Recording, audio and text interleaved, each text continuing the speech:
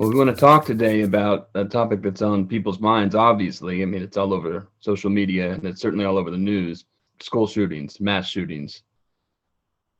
It's made headlines a lot recently, and it's begged arguments about policy and policy change. And I mean, we've had these conversations for a long time in our country, and I'm getting accustomed, unfortunately, to a black and white argument between people who want to change gun laws versus people who want to incorporate more mental health measures.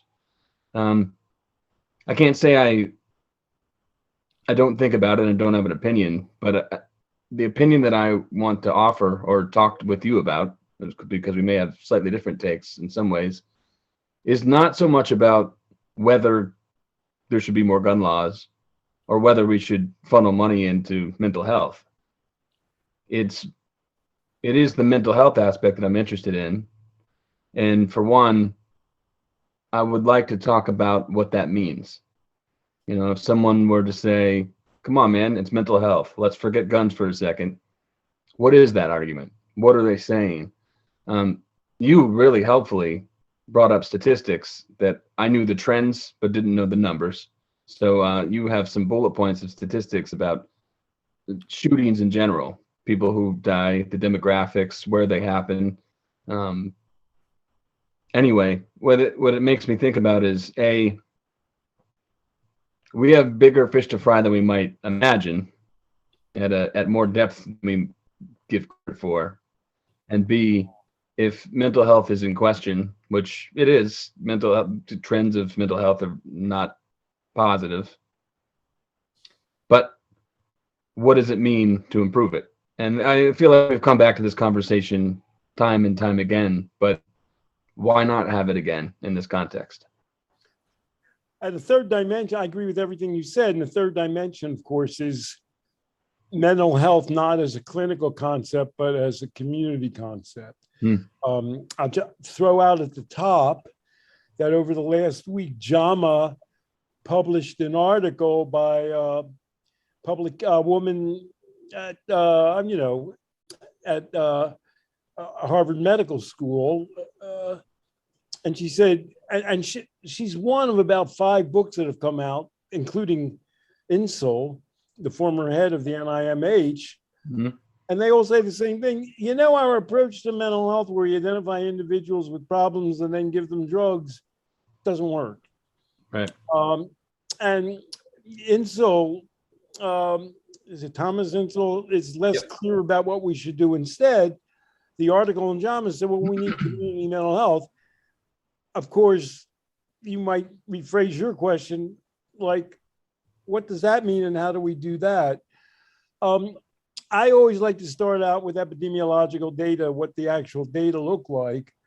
When they begin on, and I watch MSNBC because I'm a card-carrying progressive, they always start out with the slope about how gun deaths are increasing. And 99% of people watching that think, oh, it's because of all these school shootings and community shootings. I won't say nothing could be farther from the truth, but that's totally wrong. Are you aware what the majority of gun deaths are? Number one is suicides. Notwithstanding. Yeah, I see. I understand what you're saying. And that's kind of surprising. And of course, as soon as you say that, your mind shifts to a different dimension than a school shooting. You say, well, wait a second, suicide, that's something different. But the second category is murder, homicide, and accident. And the biggest ingredient, there's a site called Gun Violence something, and they try to keep track on a day-by-day basis. So this is as of May 26, 2022, after the Texas shooting and the Buffalo shooting. All causes 17,333 so far in 2022. Suicide, 9,636.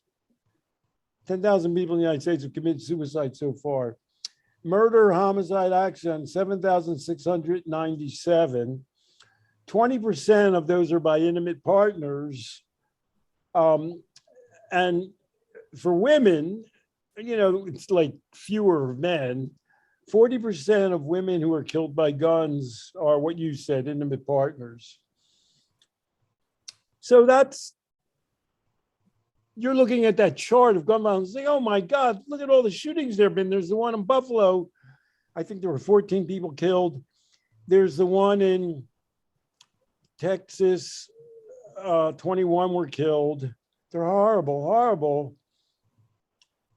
But it's sort of like how many people who take painkillers become addicted.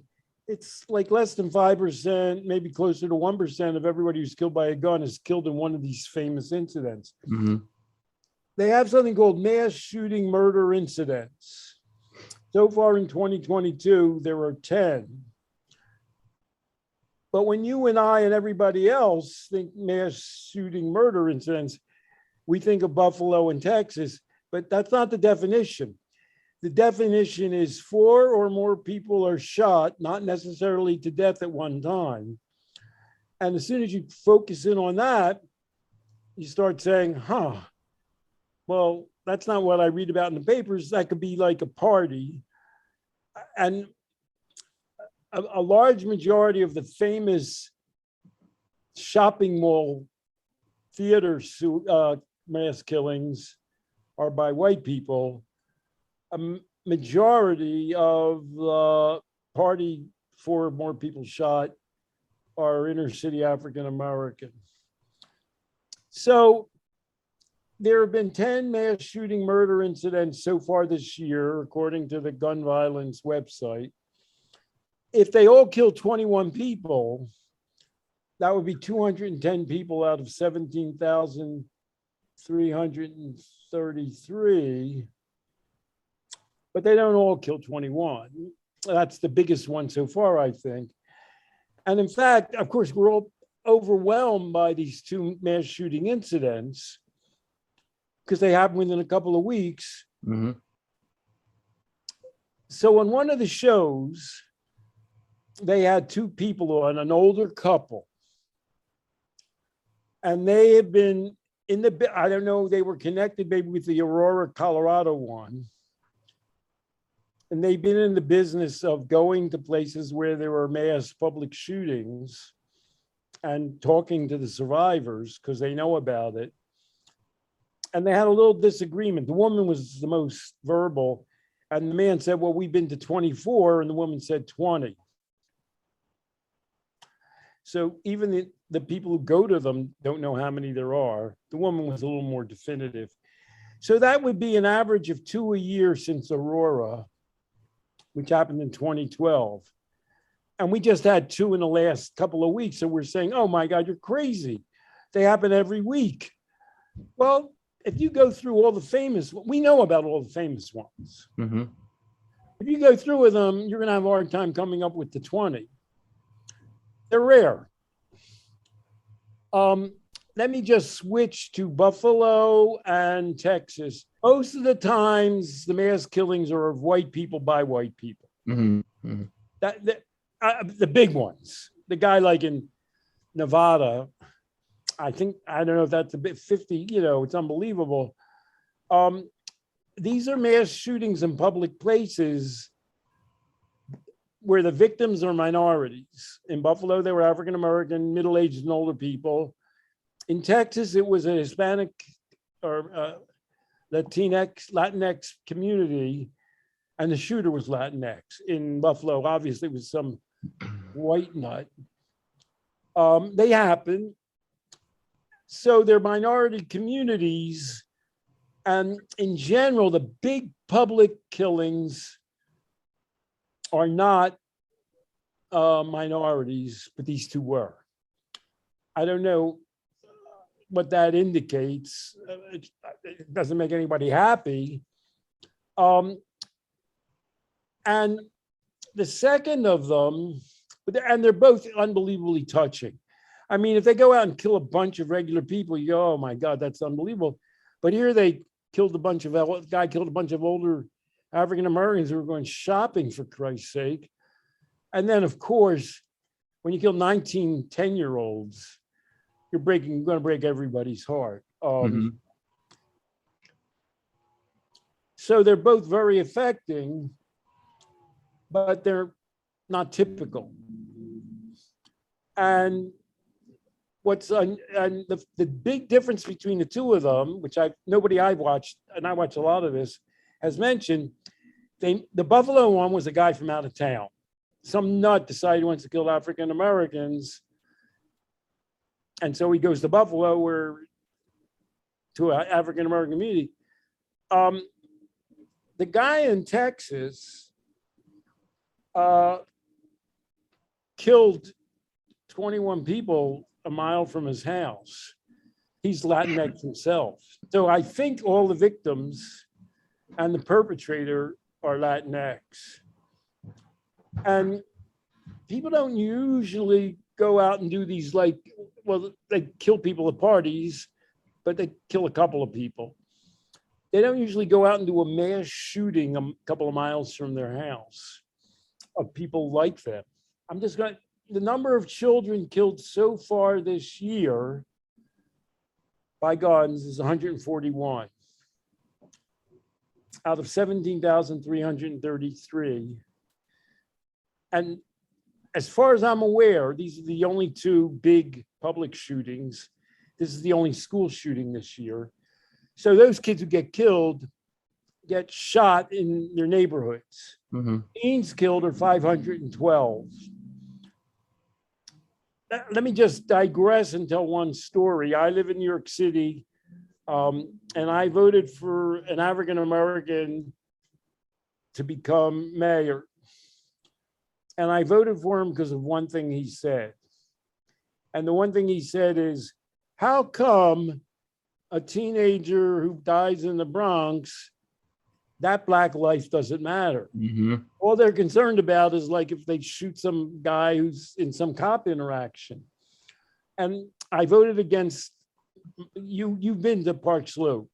Maya Wiley ran, I voted for her second. You're allowed to do that in Newark. She is for reducing a police presence. There are no murders in Park Slope where you and I were, and where the mayor walked by while we're having breakfast, the ex-mayor. She lives on a barricaded block. You can't just drive into her block. And her block has a private security force, which she claims that she wasn't aware of. I like Maya Wiley. She's great. She's smart. She's not, and her household has to pay for that. And her husband or her partner is some big finance guy. And she said she only learned that he was paying for that belatedly. So she's against a police presence, except for the fact that they had their own police presence. Cops killed 559, killed by cops 347 out of 17,333 gun deaths. A majority of, so more cops are killed or people are killed by cops. A majority of the people killed by cops are white, a slight majority. And most of them have guns and are doing something, a couple are unarmed. If you watch television, you would think that every single gun death in America was an unarmed African-American killed by a cop, or a kid or somebody, a kid maybe at a school. Those never happen. I mean, they're horrible when they happen. They're terrible. I'm against them. I'm against anybody having a military style weapon. I'm against that. But that's not what the gun death crisis is in America. It's not. Can I bring it back to, you had another point. Yeah, I think you go on. Let me bring it back to the mental health question, and then I'll take it a step further, and you can kind of I'll articulate a problem, and maybe you can clear up what you think could be done, or the way our focus should be. We have something like a mass shooting, or like you said, I like that you invoked police violence or death by police officers. Now, both of the mass shooters were 18. Both of them did not have a mental illness diagnosis, but both of them were oddballs. They were isolated individuals. So if you went around and did a dragnet and mental analyzed everybody in America, you'd get a ton of people, and you wouldn't have gotten either of these two killers. Yeah, that's what I'm. So when you have a sensational thing that happens, okay, you have let's take one mass shooting. It doesn't have to be a particular one. A mass shooting happens, and the age demographics are whatever they are, but usually it's a young person who's doing it, or young people who are doing it. Young individual usually. It doesn't. Isolated. What you were saying is it doesn't take somebody with mental health wand to diagnose somebody to find the person who's going to do this. Unfortunately, it's nihilism is nihilism. That's what I'm calling it. We can call it whatever we want, but just a way of looking at the world gone awry can happen to a person, even if they have their wits about them otherwise. When it happens, it's so horrible, horrific, and sensational at the same time that you can't look away from it. There's a real statement that's being made when a crowd of innocent people is killed. And it's clear that the intention is from the person is, let me see if I can take out as many people as I can, because life is cheap and I don't care. And, maybe I'll go too. There's something so eerie about that, especially when it happens more than once. And, in a short period of time, it's like, what is going on? And you think there's, it's like there was a Hitler and you'd think, oh, there's only one of those, and think, there's not a Hitler. But the fact that there could be people, it's like, what is it, popping up all over the place? It's all that's on your screen. So I'm, no detracting from the salience of these kinds of events. Defund the police, the idea that, okay, if you defund the police, then all of this violence isn't going to happen anymore. It does. That's also sensational. You want to think about the person who is paid to protect communities, will do right by their communities, and certainly not do the worst possible thing that's antithetical to doing right by their communities. So when you see it, it's all that's on your mind. But unfortunately, the day-to-day violence that happens, as I think, would just become assimilated into our lives as statistics, and those are numbers. Those aren't people that we see on TV. Those aren't people that we see on camera, but those are overwhelmingly, we could put that together as a major problem. And I think there are two sets of problems there. One is, how is it that so frequently, relatively speaking, we can get individuals who want to take out as many lives as they possibly can, because that aligns with what's remaining of their worldview. That's one problem. And what do we call that? Some people are calling it a mental health crisis. So we could call it whatever we want, but I'll put the placeholder there. Versus what's going on in our country and communities in our country, that the day-to-day lives of any given community include violence and murder and people who are dying daily. I think those are two separate problems, but could all be encompassed by one. I think the word approach.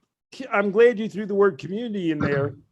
The two recent killings were committed by people without any community, even though one of them lived in a community that he grew up in. Even the white supremacist guy wasn't in the white supremacist community. Mm. He actually, there are a ton of white supremacists. I'm not in favor of expanding white supremacists. There's a lot of scary things happen. They're running for office in places. But this guy was an oddball for white supremacists. I mean, those crazy white supremacists don't go to malls and shoot people. So these are two isolated people. And you might say, God, are there a ton of isolated people around? They're more, and sociologically, going back to Durkheim, we know that isolated people are more likely to commit suicide. It seems like a no-brainer. So that's not a mental health problem. The United States spends more than any other country on mental health treatment. Mm-hmm. And we have by far the highest suicide rate of any other Western nation. And so, they say, well, call an 800 number. Does anybody believe that that's a solution to the suicide problem in America. By the way, I'll just throw out one more, some statistics. Um, these were produced by the Yankees and the Tampa Bay Buccaneers. Every 3 hours, a young black man dies by gun homicide. Each year, more than 4,100 Latinx people die from gun violence in the US, while 13,300 are shot and wounded. Every day, more than 110 Americans are killed with guns and 200 are shot and wounded.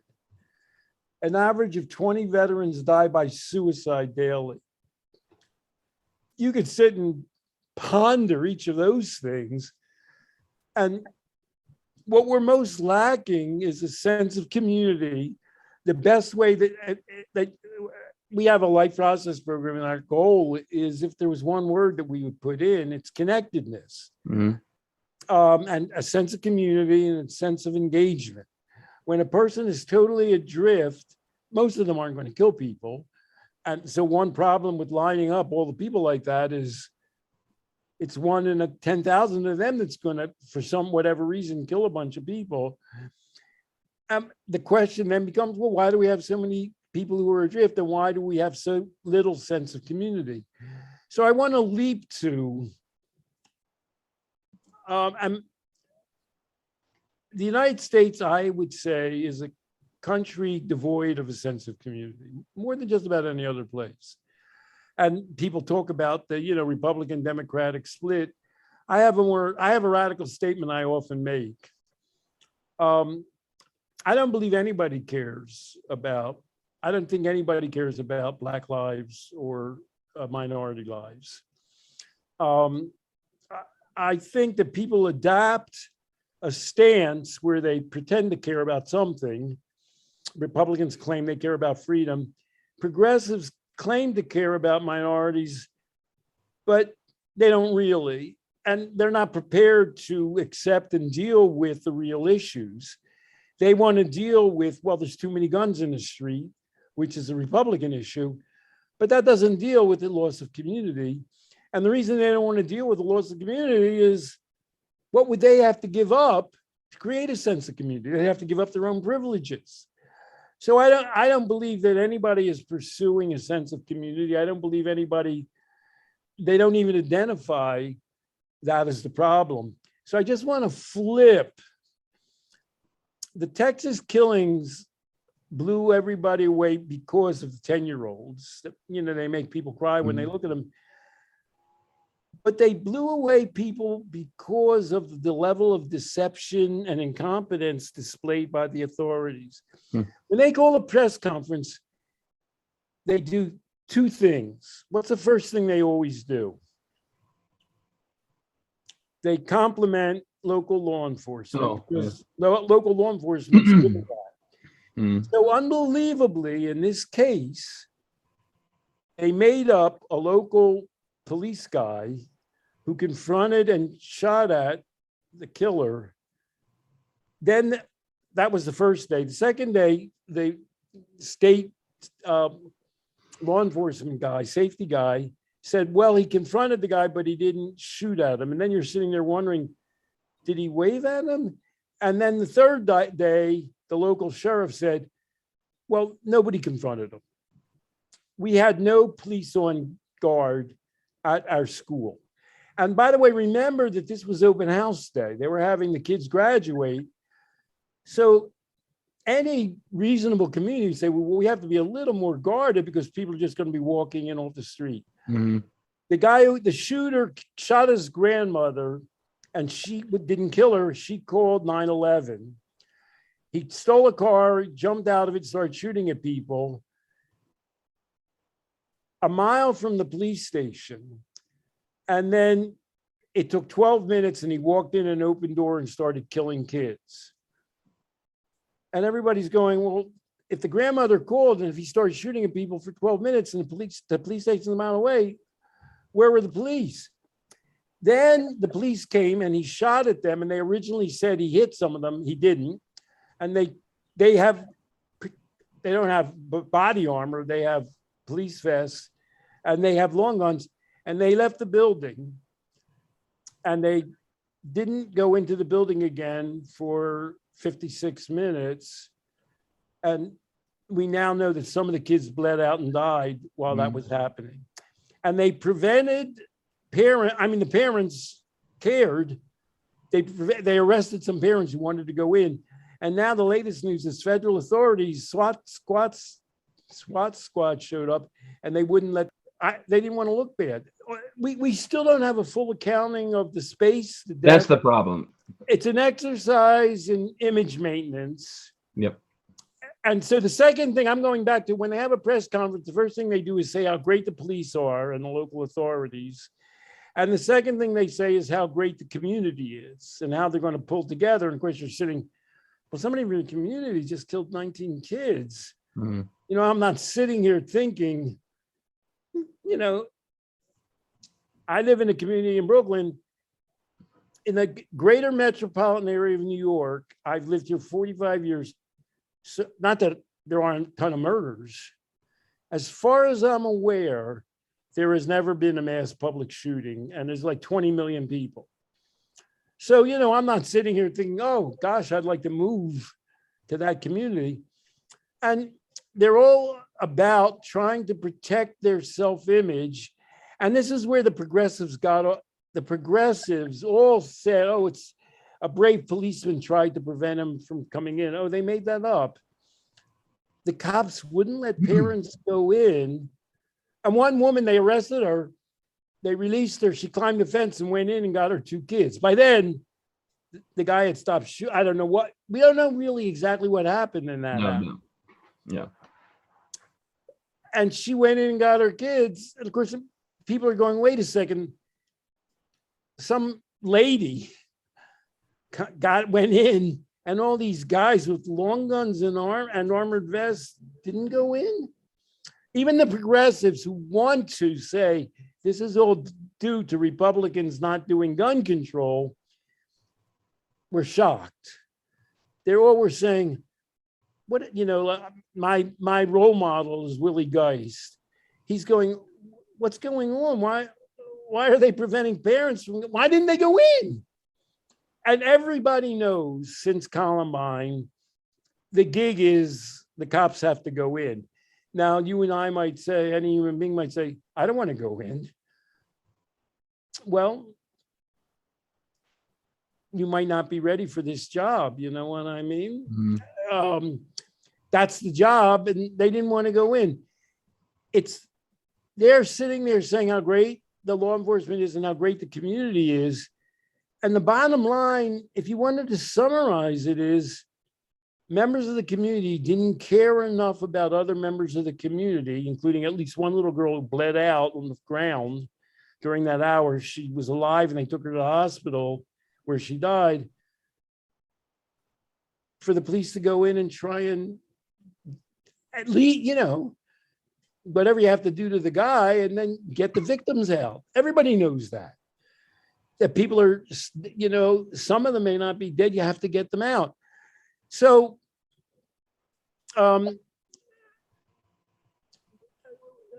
here's it. Progressives can't deal with the following statement. Nobody can. I wouldn't write this statement down.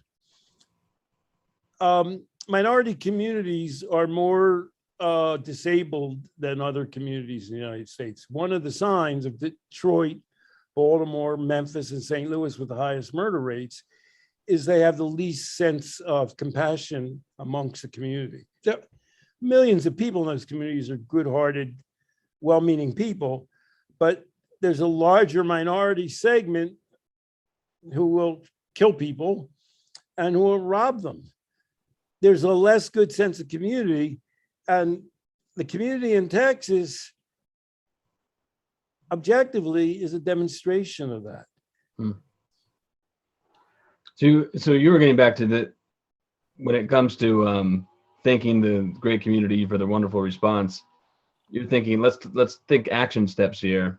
You know, first of all, it's sort of a myth that it's just a wonderful community except for a bad apple that happened to, you know, bleed into everything. Then second of all, even the local police force, you know, someone whoever it was that gave an order, or someone's, they didn't have the sense that this is a community, these are our children, and we need to go in and do everything we can. So when we're talking, and the leadership, I saw a bunch of guys talk. One was the sheriff. They're all covering their ass. They think their job is, the last 3 mayors of Baltimore, which is probably the most decimated urban community in the United States, have been arrested for stealing. mm-hmm. It's not a good sign when all of your last 3, and they're all members of the community, they're all minorities. It's just another sign that those communities are. So the problem in America for violence is the problem, and we have writ large in our politics. Yeah, it's writ large in why the communities are deteriorating. It's a lack of community and feeling for one another. And, we know people who've written, Johan Hari's written a book about enhancing community. That's not an easy task. And it's one that we've been doing more poorly at during your and my lifetimes. And so, I don't know, you may not know about Pogo. Pogo he was a comic in the 50s and 60s. His most famous line is, "We have met the enemy and he is us." Mm-hmm. There was some World War II guy who said, "We have met the enemy and we have defeated them." The Texas massacre is one sign of a general deterioration of community in America. And the fact that that deterioration is most evident in the communities that are most distressed. So the question could be, in America, rather than how do we diagnose more people, or how do we find the biologically, neurologically diverse people who could be right for doing something like this, rather than looking at everybody in your community suspiciously and wondering who the one is who could do something like this so we can find them. It's more like, how do we embrace our brothers and sisters of the community? How do we work together? How do we build on things together? How do we create a community that's inclusive for even people who seem to be slipping in through the cracks? And is there a mechanism within our community to help rebuild those people so that they could feel connected? That is lofty, but that's the question. What a great summary, Zach. I think we could end it there. And I don't want to make you into an idol or anything, but those 4 questions, I think, aren't they what you're about? Isn't that what you're trying to do in your work world and your life? I sure am. I'm trying. It's not easy to plug away at it, but it feels much more fulfilling than being on a mental health gun rights treadmill. So we began this little talk by you saying, they have this debate, and I'm not horribly motivated to get involved in that debate. Oh, the mental health side or the gun control side, I'm not for automatic weapons, forget that. I'm doing something else. And I think we ended it with a great description by you of what you personally, and I agree with you, it's what we need to do as a nation about guns and mental health. Well, thank you for engaging me, Stanton. Thanks for actually taking the reins on this. And it's unfortunate that we're continuing to talk about this, and it's something that pops up again and again, but hopefully it'll be at some point in the near future on a positive note. You and I try to define the problem as a way, so at least we know what it is we're addressing. Well put.